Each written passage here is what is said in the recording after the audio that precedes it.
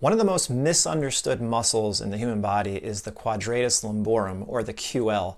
And the QL is always implicated in back pain, particularly SI joint pain and just lower back pain in general. The problem is when people fixate on the QL, they're missing the bigger picture. The quadratus lumborum does not operate individually. It is part of a bigger complex of muscles that surround the pelvis and of the abdominals, and more importantly, of the diaphragm. So at the end of this video, I'm going to show a QL inhibition technique. And inhibition is different than a stretch. Stretching is dumb. It's not dumb in the sense that you shouldn't do, it's dumb to stretch. It's dumb in the sense that it doesn't teach the brain anything. There's no regulatory feedback to that brain from the QL and from the larger system in general. Inhibition is a neurological process. The brain learns something new. So to inhibit or turn off inappropriate overactivity of a QL, you need to have a neurological event. The brain needs to learn and understand why it needs to stop using that QL inappropriately, because that's what's happening, and it's happening primarily for breathing reasons. The one muscle of primary importance that you have to consider along with the QL is the psoas muscle. And it's because they share a common origin point. Now, there is no real origin and insertion. We just have insertion points. The brain does not distinguish between what's the origin and what's the insertion. It's just insertion. Now, the QL and the diaphragm, the QL and the psoas share insertion points on lumbar vertebrae 1 through, well, I don't have them on here because the skeleton doesn't have it, but 1 through 4. So basically at the bottom, and you can see in the picture, in this diagram, that you can see how it would be kind of connecting in the same area. And then the QL attaches to the top of the ilium on each side. So you have two, remember. The psoas also, because it's on the lumbar spine, it comes through the pelvis and attaches to the femur in the front. Because they both act on these lower lumbar vertebrae, the transverse processes, so these edges here of the lower vertebrae, and then the QL also attaches to the bottom floating rib, the 12th rib. This is not an accurate model. It doesn't have the false ribs, as they call them, but the QL also attaches to the bottommost, the 12th rib. And because of that, they work in conjunction. But not only that, so you can't simply try to stretch a QL without taking into account what the psoas is doing. But there's a bigger picture that people are still missing. If you're still with me in this video, could you like the video or comment or share it or subscribe? It would help quite a bit. Thanks. Now, as you see here, I placed a picture of the right diaphragm and the left diaphragm on top of the QL and psoas and iliacus and pelvic floor area. So that's what's on top, and you'll notice that the right diaphragm and the left diaphragm are not the same size, and this is the big picture. Because of that bigger right diaphragm, the muscular forces acting upon the lumbar spine, which the QL and the psoas attach to, are not equal on both sides. There's greater forces coming from the right diaphragm on the lumbar spine than there is on the left side. And this is the reason we have this thing called the left AIC pattern that shows up constantly, where the left side of the pelvis is forward, the right side is back, and the entire pelvis is oriented to the right along with the lumbar spine. That means that the QLs on each side and the psoas muscles on each side and the iliacus on each side and the pelvic floor muscles on each side are not doing the same exact thing. If we go back to the previous diagram, you'll see I wrote inhaled state, decompressed for the left side, and exhaled state, compressed on the right side. So what you're going to see happen, and hopefully the views aren't too confusing, what happens in this left AIC pattern is when that pelvis comes forward on the left and back on the right and orients the pelvis to the right and the lumbar spine to the right, that shifts our body weight over to the right side. It will also bring the rib cage down on the right side. This is what posture restoration calls the left AIC, right BC pattern. In this position, the right side of the rib cage, meaning the right abdominal wall, the right intercostals are in a state of compression. They're in a state of exhalation. So everything on the right side is being compressed and tightened. Everything on the left side is being pulled apart and forward into a state of extension. They are in an inhaled state. So if you take a breath in, that's what you're in on the left side. On the right side, you're in a state of exhalation. Inhalation on the left, air goes up into the left chest. Exhalation on the right, you're getting air out on the right side. So we have an issue of right-sided lean, or body weight, that PRI calls left AIC, right BC pattern, which means the QLs on each side, along with the psoases on both sides, and the iliacus on both sides, and the pelvic diaphragm on both sides, and then the right diaphragm and the left diaphragm are not in the same states. You can't approach them the same exact way. You have to take into account what this left psoas is doing. The left psoas is conspiring with the right QL to bring the pelvis forward on the left and orient the entire body to the right. So if you're trying to simply stretch a QL muscle, that's meaningless to the brain because you have all this other musculature that is positioning our body. It's a position issue that is positioning our pelvis to the right, our body weight to the right, our rib cage down on the right, which is creating a different state of being on both sides. So you simply can't just stretch the QL and hope that everything will resolve. You have to change this situation.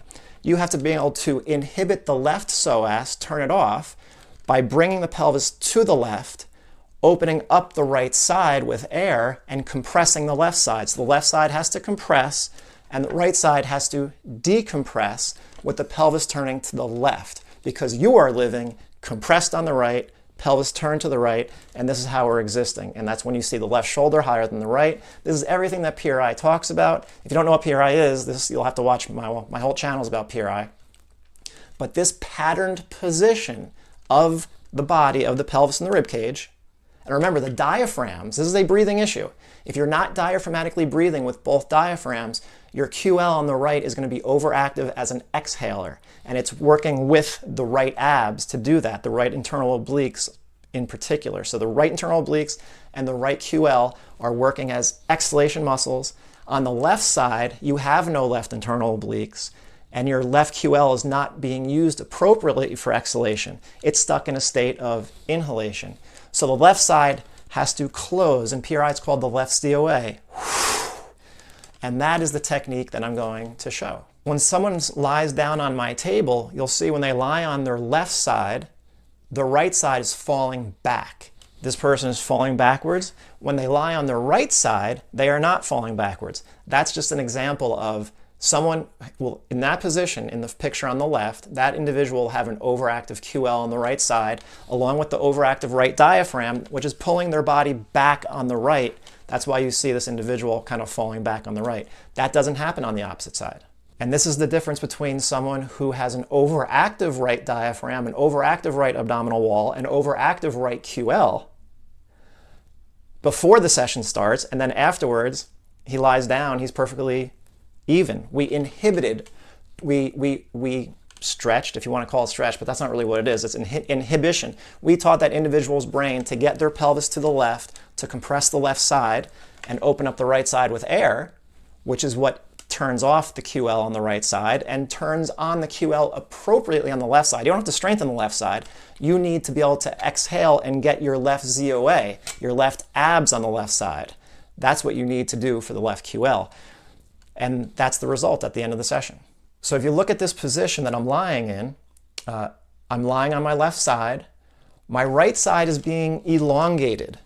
My right leg is moving away from the right shoulder. Everything on the left side is being shortened, compressed. Remember, the right side needs to decompress and lengthen.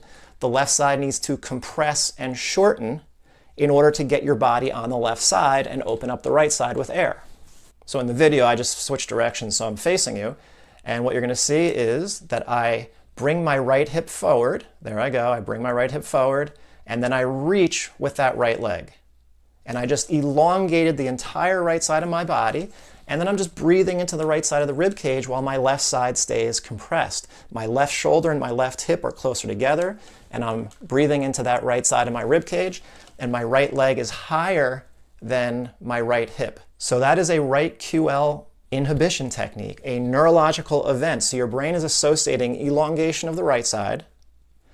It is associating it with compression of the left side and the left ZOA. So you're breathing with your left diaphragm, and the left diaphragm is putting air into the right side of the chest. So that is a neurological event because the brain is now learning how to use the body in a different position so that it can turn off the inappropriate activity. That's why inhibitory technique, a PRI inhibitory technique, is so much different than a meaningless stretch, because a stretch, your brain doesn't learn anything. You can stretch, but it's meaningless to your brain. And that's the big difference. And that's what people are missing.